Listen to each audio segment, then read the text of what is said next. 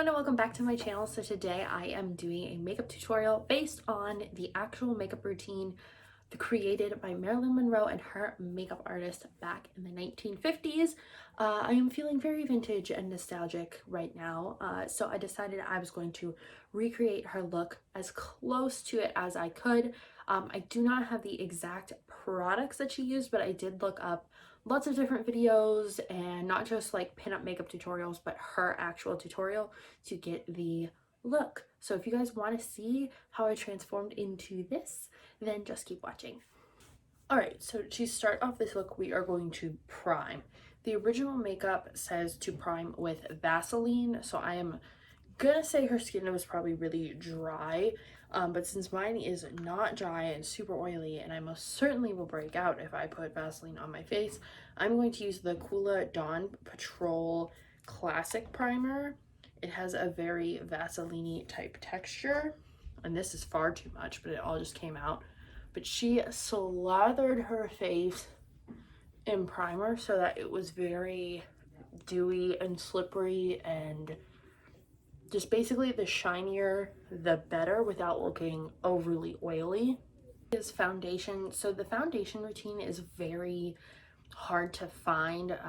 There are a few videos and sites that tell you what she liked to use. I don't have those foundations, so I'm just going to go with a dewy foundation, and that is going to be my Fit Me stick. Even though this is for combination skin and supposed to be matte, it never is matte on me. Really going in under my eyes because there is no concealer mentioned, so I'm making sure I'm really covering up my spots and I'm full coverage. And everything was blended out with a brush, so I'm going to take my BH Cosmetic blending brush and start working this into my skin.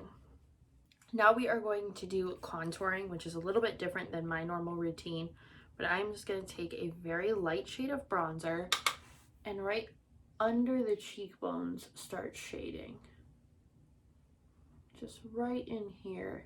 Not taking it all the way down like we kind of do now, just keeping it right under the apple of the cheek. Everything was supposed to help make her face look more heart-shaped and catch the light for movies. So this is very much like screen makeup, so not necessarily your everyday makeup. And when I was doing my research, I found that it started kind of as like a very short process, very simple, but it became so intricate that it took nearly 3 hours for her to do her makeup, her and her makeup artist. We're going to take the same color and we're going to bring the jaw into more of a heart shape. It was a well-known fact that Marilyn Monroe actually had a nose job, at least one or two, and she hated the shape of her nose. So I am going to contour my nose to make it look slimmer, because even after her nose job, she wanted a slimmer nose. So I am just going to contour my nose. There was no specific instructions on how she contoured it, just that it was a part of the normal makeup routine. So I'm just going to kind of bring it in and make it look slimmer. One of the other things that was used a lot for her was they did put blush on her nose, which is a big trend now. I'm just going to use a little bit and just add it to the tip of my nose and then pat it out with my finger. So then I am taking the same blush I just used, which is the Land of Lollies blush, and we're going to sweep this on the cheeks. She wore a lot of blush. Now let's talk highlighter. She did highlight quite a bit. I'm just using my baked highlighter because it's the most kind of peachy one I have. And they swept it under her eyes, like right on the sides of her nose, to make this area more bright. And then up on the cheekbones as well. Now it wasn't as bright as it looks right now, so I'm just going to add a little foundation over top so we're not too bright. But this is basically what people did before concealer came into effect. First step for her eye routine was to take a white shadow and put it from her lids all the way up to her brow bone, which is something that a lot of people still do now. But this was actually started by Greta Garbo back in the day, and it was in an attempt to make her eyelids and eye space look bigger. The next step of the look is to use a shimmery white and put that all over the lid. Again, bringing that into the inner corner. They would take a very like light taupe color, so like this color here called Vintage, and just add that for depth on the very outer corner of her crease, just to create that constant like sleepy sort of deep set eye look. Now it's time for eyeliner. So contrary to popular belief, she did not use liquid liner. It was all brown pencil, not black. So we're gonna start by lining the eyes. It wasn't a very thick line either. It was just enough to give definition. So the same goes for the bottom lash line. Everything was done super intentionally with her makeup. That's why it took so long. They would create a shadow. I'm actually gonna use powder for this. I think it's gonna be easier. Same brown that we used in the crease, I'm gonna go in with this half like moon shader brush is what I call it. And we're gonna create a shadow under the eye. So it's gonna be very light, but it's something that you can see in all of her photos, that there is a shadow right under the outside of her lash. And that was meant to make a like the illusion of her lashes casting a shadow under her eyes. Another big trick that her makeup artist used with both her and Elizabeth Taylor was to take white and actually put it between the two wings that we made. So from the bottom and the top, put a little bit of white in there to make the eye look bigger.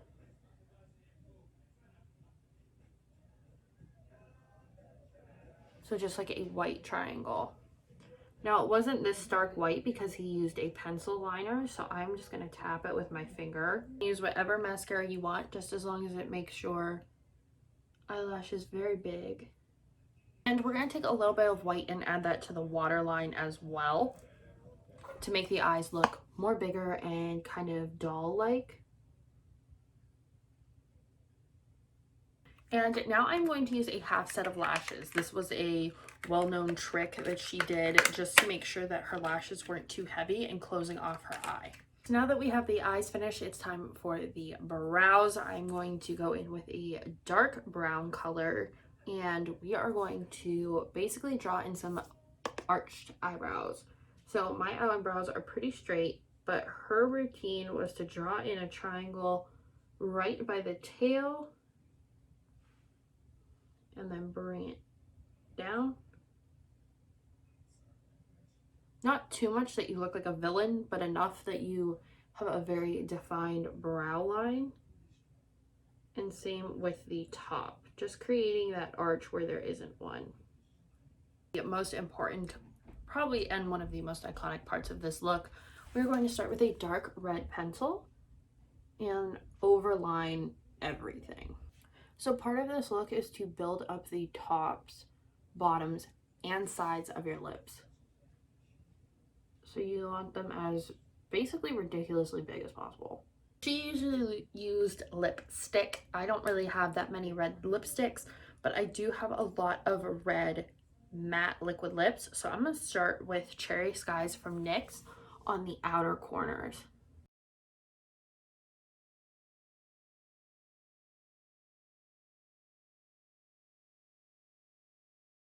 While we let this dry, I'm going to add the iconic beauty mark. So I'm going to take a dark brown and we're going to add it right on our cheek.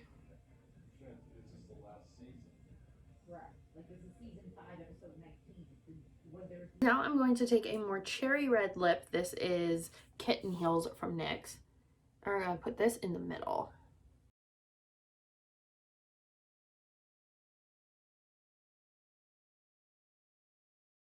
Middle of our bottom lip, I'm going to take a little bit of white powder and add it in the middle. As a final touch, we're gonna add some red gloss. Apparently she used her own homemade gloss back in the day, and they would not reveal the recipe. So this is the finished look. Obviously it looks different because I have dark hair, but I think I transformed my face quite a bit. I think definitely here I have more of a heart shape instead of a round shape, and my lips definitely look huge. So if you enjoyed this makeup tutorial, make sure you let me know down below. If you want to see me try any other vintage makeup looks or specific makeup routines of other people, let me know, and make sure you subscribe on your way out, and I'll see you in the next one.